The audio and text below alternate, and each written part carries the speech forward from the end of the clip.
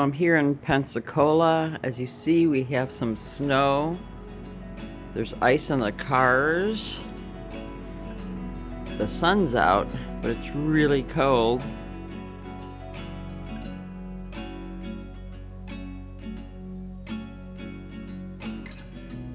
So we are in parts of Pensacola right now. This is not Pensacola Beach. Pensacola Beach is about 15-20 minutes south of here.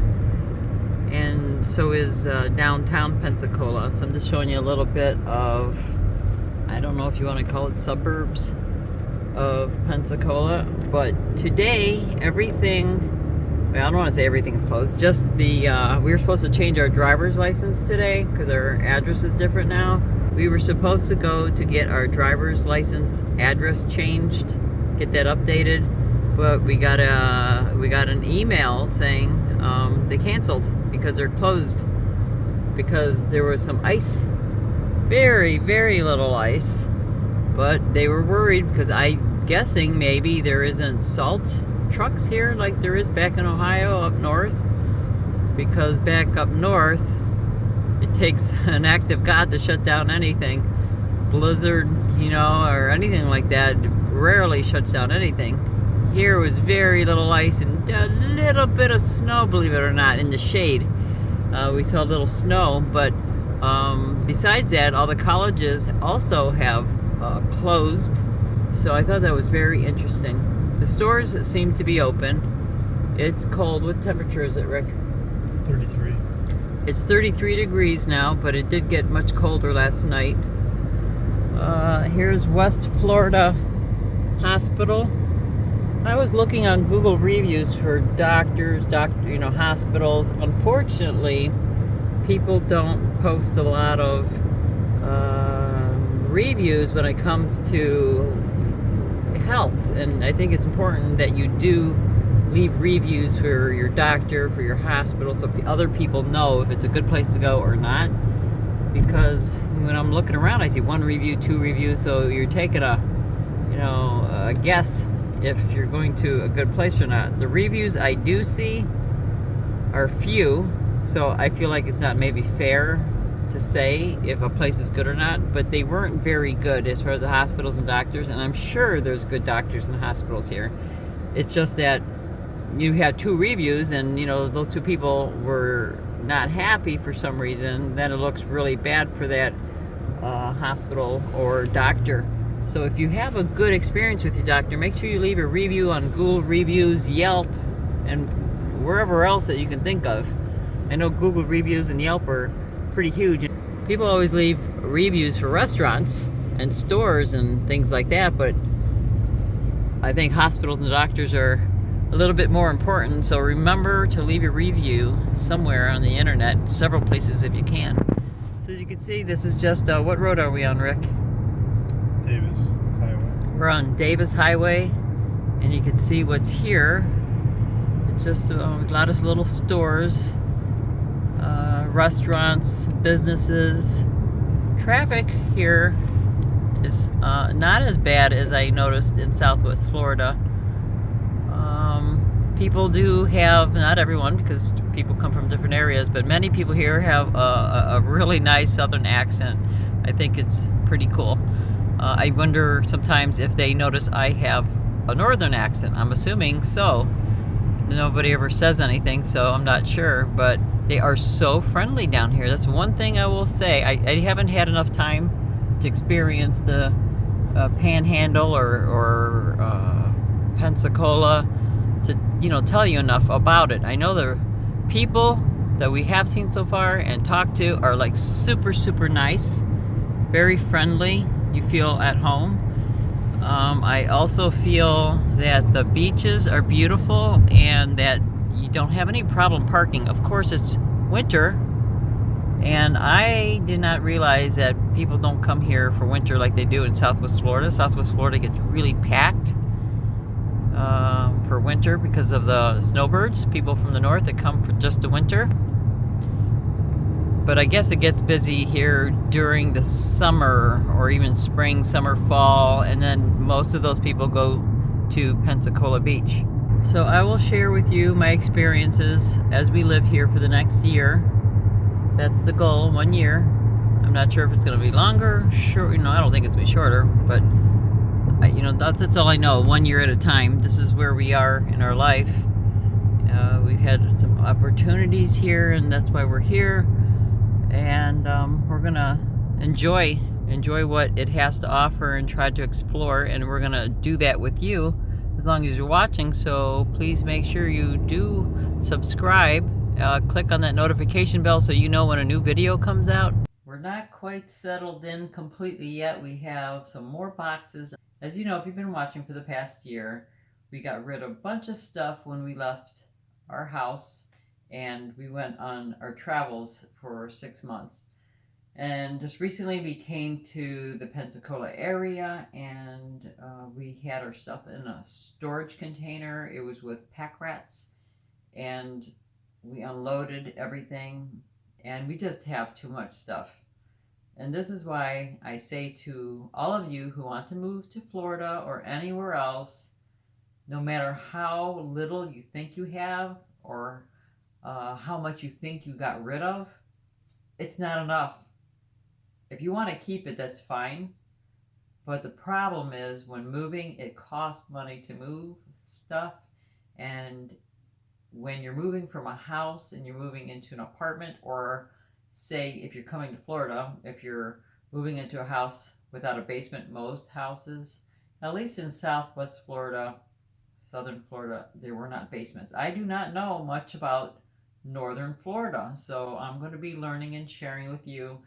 So stay tuned, and we'll see what I discover. And I'm sure we have people from this region that can maybe help us out, or help those who want to move to this area out a little bit and give us some information.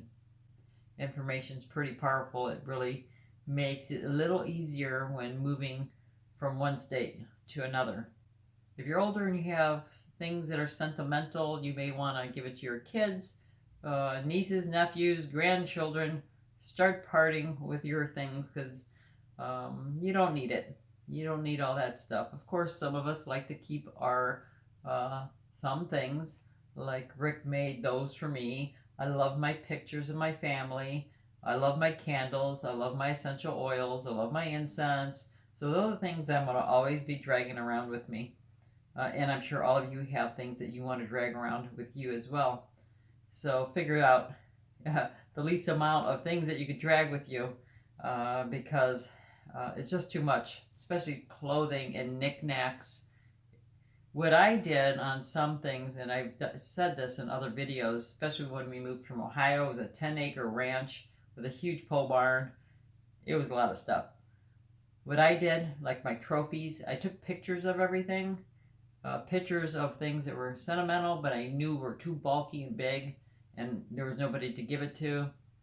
And so I took pictures of it, and then I either sold it either on Craigslist or eBay or Amazon, or I donated. And of course, consignment shops are a great place to sell your things. I basically just want to say, because we were going through this move again, and I thought we really narrowed it down quite a bit with all our belongings fitting in that storage container, and it wasn't very big. And here we are in a 1460 square feet, I don't know, something like that. That's a good sized apartment, 3-bedroom, 2-bath, and I find myself with just no room with what we have. And then I'm thinking, gosh, I need this, I need this, and I need that, but I'm finding I don't need it. So we're going through again to see what I can get rid of, what I can sell, what I can donate, and that's where we are right now. I know a lot of you are in the same position. Maybe you're not in Florida yet. Maybe you're up north or out west or wherever, and so I have to say, do your best, do what you can, and just downsize, especially as you get older, because the older you get, the less you're going to be physically able to move. And like I said, it's going to cost more.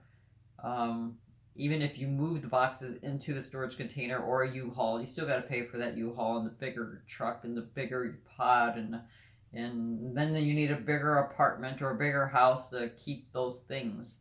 So the less you have, the smaller home or apartment you can live in, the smaller pod that you would need or storage container or smaller U-Haul, however you plan on moving. And it's tricky, and it'll take you several cycles to get through downsizing, because when you first start, you're like, okay, I can get rid of some of these clothes, I can get rid of maybe a few things, and then you're like, I can't get rid of this. I don't know, let's just say, obviously I need this for work, but here's an item, you're like, but so-and-so gave it to me, I gotta keep it, but you're not using it. Take a picture of it if you're that sentimental about it, and know it's going to go to a better home, as long as you're not throwing it into the garbage, unless it's broken and no one's going to use it. Throw it out. But otherwise, donate it or sell it, and it'll go to a home where, that's how I have to think about it. I feel like some of my things are going to a home that somebody will appreciate that item. So I don't feel so bad about it, because it's just sitting here in my home, and when someone else can be really enjoying it or using it. And so that's my short version of downsizing for today. I've made many videos about minimalizing, downsizing, and as I've said, I'm not a minimalist, because I do like some of my things, and the pure minimalists, they are pretty good at having next to nothing. But there's, different levels, I suppose, of minimalism.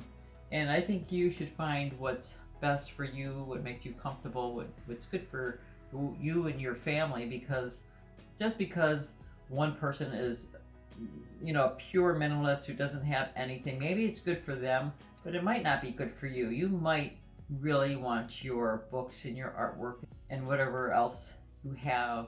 It makes your space feel like home. So again, I've talked about Marie Kondo.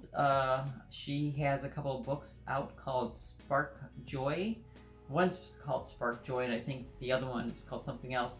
She will tell you to touch the items in your home, touch them, and see how you feel. Does it spark joy? Does it really make you feel good? Like, you gotta really have it. You love having it at home, and it makes you happy and comfortable, and you just really like it. Well, that's the item you keep. Or if you grab another item and you're like, well, I'll just stick it in the back of the closet, and I just like having it there, but it doesn't spark joy, that's the one you probably should sell, or donate or get rid of, because somebody else will appreciate that other item. Don't feel bad about giving away things, donating, selling, because sometimes you just have to do it, and once it's done, you will find that you won't miss those items. You will not even remember most of the items you had given away or sold. That's how it was for me. I don't know, maybe you have a different experience, but that's what I've experienced with doing this a few times already. And we are only in this area for 1 year, as far as I know, unless life has its own plans, which it always does. But so far, so good. We're gonna, like I said, enjoy this area, get to know it. I hope you stay tuned and see what we discover. And I appreciate all of you for always being here. So please stay tuned. We'll see you soon. Hopefully it warms up outside so we can go outside, because I do not like the cold, and my fingers were turning purple today. I know some of you complain about the same thing. Hopefully it will warm up. We can all go out together, enjoy that sunshine and warmth that Florida is known for. Don't forget the thumbs up. Please share. Don't forget to subscribe. And most importantly, don't forget to live a passionate life.